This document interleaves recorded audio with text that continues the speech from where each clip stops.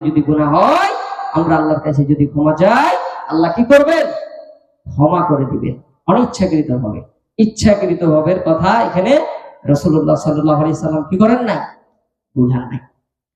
সম্মানিত দিনী ভাইয়েরা আমার, এই জন্য আসুন আমরা পাপ থেকে নিজেকে যথেষ্ট মুক্ত রাখার জন্য চেষ্টা করব।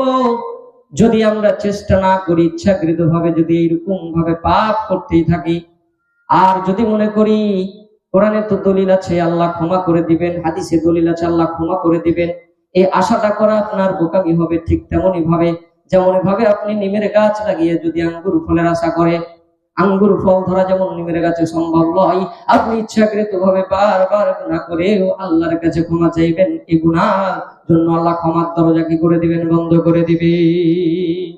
ঠিক আমরা এখন যত গুনাহ করছি, নামাজ পড়ি না, রোজা করি না, হজ করি না, যাকাত দিই না, যত বড় চুরি চামারি করছি এগুলো ইচ্ছাকৃত ভাবে করি না, যত প্রকারের অন্যায় করছি সব ইচ্ছাকৃত ভাবে।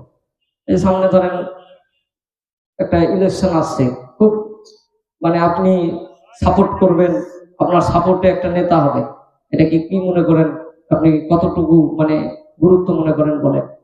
এটা সবচেয়ে গুরুত্বপূর্ণ। আমরা ইচ্ছাকৃত ভাবে সুবিধা নেওয়ার জন্য আমরা কি করি? নেতা যে মনসের কমে গিয়ে গাঁজা টানুক না, মদ খেয়ে না, যত প্রকার আকাম উকাম করুক, সমস্যা নেই, ওয়াকি হাতে দরকার। এটা কি করা যাবে? সূরা নাহলের 25 নম্বর আয়াত খুলেন। সৎসঙ্গে স্বর্গবাস, অসৎসঙ্গে সর্বনাশ। ওই নেতা যত কুকাম করবে, যত আকাম করবে, যত অন্যায় করবে, আপনি কেন রে ভাই, কি দরকার আপনার যে ওই আকাম উকাম যত প্রকারের খারাপ কাজের গুনাহ আপনি কেন নেবেন? কি দরকার, তাই না? ইচ্ছাকৃত ভাবে আমরা এটা করি।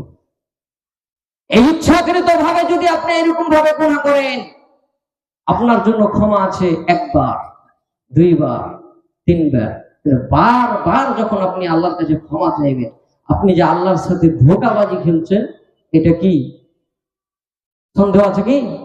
আপনি সবচেয়ে বড় ধোঁকাবাজ, আপনি সবচেয়ে বড় শয়তান। আল্লাহ এটা ভালো করে জানেন। আওয়ালা ইয়ালামুনা আন্নাল্লাহু ইয়ালামু মা ইউসিররুনা ওয়া মা ইউলিনুন। কারণ আল্লাহ আপনার মনের খবর কি ভালো করে জানেন। এই জন্য ভাইয়েরা আমার, ইচ্ছাকৃত ভাবে পাপ করব না। পাপের জগতে দুই ধরনের পাপ রয়েছে, হাক্কুল্লাহ আর হাক্কুল ইবাদ। দুই ধরনের পাপ আল্লাহর সাথে জড়িত পাপ। এই আল্লাহর সাথে জড়িত পাপ, যেমন আপনি নামাজ পড়লেন না, রোজা করলেন না, হয়তো ছুটে গেছে, আপনি যদি আল্লাহর কাছে ক্ষমা চান, আল্লাহ আপনাকে ক্ষমা করে দিবে। কিন্তু আপনি বান্দার সাথে জড়িত পাপ করেছেন, অর্থাৎ এমন একজন নেতাকে আপনি গ্রহণ করেছেন যেই নেতা মানুষের হক নষ্ট করবে, এটা কিন্তু আপনি আগে আভাস পেয়েছেন, আর চাল চলন কাজ কীর্তিতে আপনি পেয়ে গেছেন। তারপরেও আপনি নেতাকে গ্রহণ করেছেন, ইচ্ছাকৃত ভাবে করেছেন, আর বান্দার হক নষ্ট করেছেন। এই বান্দার হক যদি আপনি নষ্ট করেন, আপনার ক্ষমা নাই। আপনি যদি কাবা শরীফের গিলাফ ধরেও যদি আল্লাহর কাছে ক্ষমা চান, ক্ষমা হবে না। কেন হবে না? দেখেন, আপনি মন্টু সাহেবের কি করেছেন? চুরি করেছেন। আপনি মন্টু সাহেবের ক্ষতি করেছেন, আর আপনি সেন্টু সাহেবের কাছে ক্ষমা চাচ্ছেন। বলেন, এটা কি কোনো যুক্তি হলো নাকি?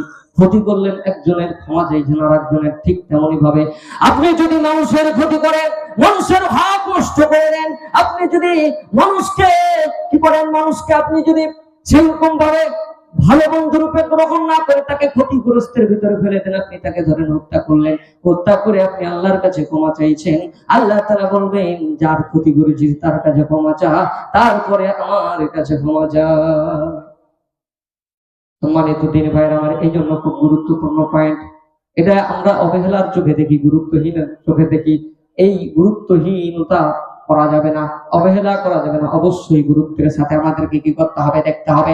ভাইরা আমার, যদি অনিচ্ছাকৃত ভাবে আমাদের পাপ হয়, তাহলে আল্লাহ তাআলা দেখেন আপনাকে আমাকে কতটা ভালোবাসেন, কতটা মহব্বত করেন, কতটা প্যার করেন। অনিচ্ছাকৃত ভাবে যদি আমরা পাপ করি, এই পাপের জন্য আল্লাহ তাআলা রব্বুল আলামিন আপনাকে আমাকে ক্ষমা করে দিবেন। তার জ্বলন্ত প্রমাণ হচ্ছে কোরআনুল কারীমের ভিতরে আল্লাহ তাআলা রব্বুল আলামিন বলেন 39 নম্বর সূরা জুমারের 53 নম্বর আয়াতে বলেন, লা তাকনাতু মির রাহমাতিল্লাহ ইন্নাল্লাহা ইয়াগফিরুয যুনুবা জামিআ ইন্নাহু হুয়াল গফুরুর রহিম। আওয়াজ করে পড়ুন সুবহানাল্লাহ। বান্দা, লা তাকনাতু মিন রাহমাতিল্লাহ, তোমরা আল্লাহর রহমত থেকে নিরাশ হয়ে যেও না, হতাশ হয়ে যেও না, টেনশন করো না, চিন্তা করো না।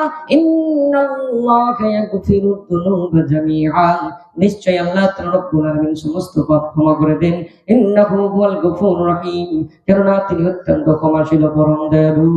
আওয়াজ করে পড়ুন সুবহানাল্লাহ। Despite not of the mercy of Allah, verily Allah forgives all sins, truly He is oft forgiving, most merciful। তিনাকে বলা হয়েছে সবচেয়ে ক্ষমাশীল, তিনাকে বলা হয়েছে সবচেয়ে দয়ালু। এটা অনিচ্ছাকৃত ভাবে পাপের কথা।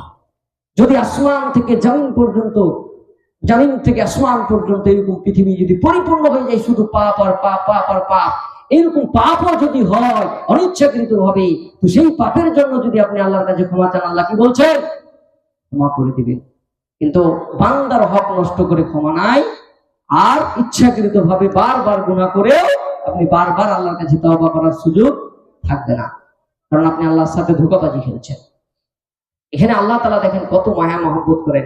আপনি একজনের চাকরি করেন, আপনার মনিব আছে, সে মনিবের আপনি 30 বছর যাবত কাজ করেন, সেই মনিব